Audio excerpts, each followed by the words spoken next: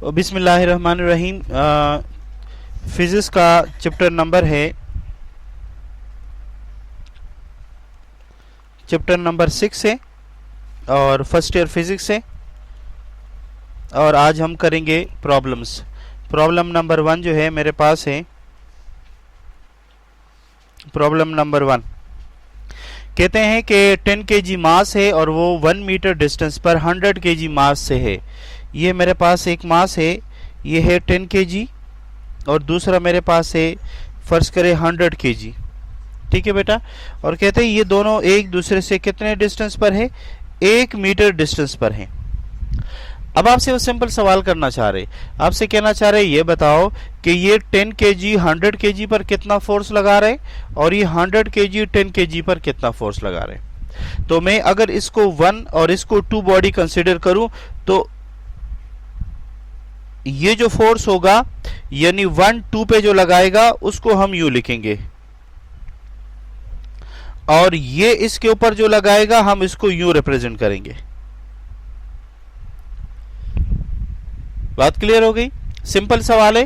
कहते हैं दो मासेस है, एक 10 kg है एक 100 kg है, दोनों एक दूसरे से 1 मीटर के डिस्टेंस पर है। आपसे कहना चाह रहे बताइए कि ये 10 kg जो है ये 100 पर कितना है और 100 वाला 10 kg पर कितना फोर्स लगा रहा है।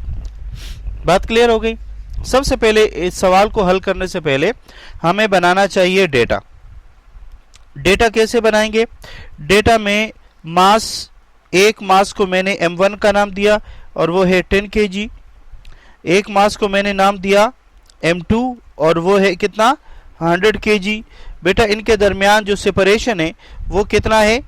डिस्टेंस बिटवीन, हाँ इसको हम r से रिप्रेजेंट करते हैं और वो कितना है? वो है 1 मीटर।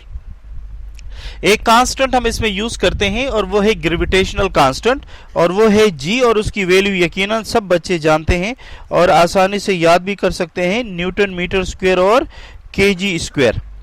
ये तो डेटा हो गया। इस पूरे को कहते हैं गिवन।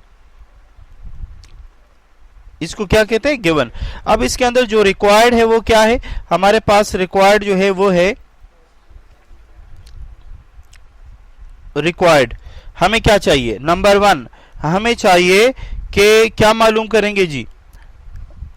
F1 ऑफ 2 मालूम करना है और नंबर 2 क्या मालूम करना है? F2 ऑफ 1 मालूम करना है। बिल्कुल क्लियर है? कोई प्रॉब्लम?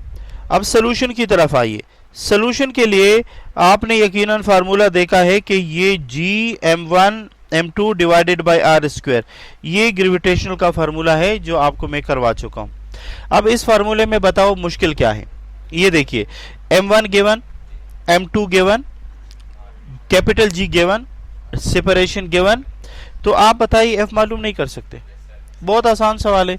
आप क्या करेंगे? आप इनमें वैल्यूज लगाए और आंसर आ जाएगा। कैसे? जरा देखिए। सबसे पहले मैं F12 मालूम करना चाहता हूं तो इसके लिए फार्मूला 1 को पहले लिखा, m2 को बाद में लिखा, r स्क्वायर लगा दिया, g की जगह अपनी वैल्यू लगा दी।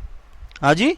इसके बाद m1 की वैल्यू लगा दी, फिर m2 की वैल्यू लगा दी और डिवाइडेड बाय 1 का स्क्वायर, वैसे का वैसा आया। अब यहां से जो भी आंसर आएगा वो आपका न्यूटन में आएगा। किस में आएगा? न्यूटन में। अब हल कर लेंगे ना, कोई मसला तो नहीं है। अच्छा जी, दोबारा देखिए।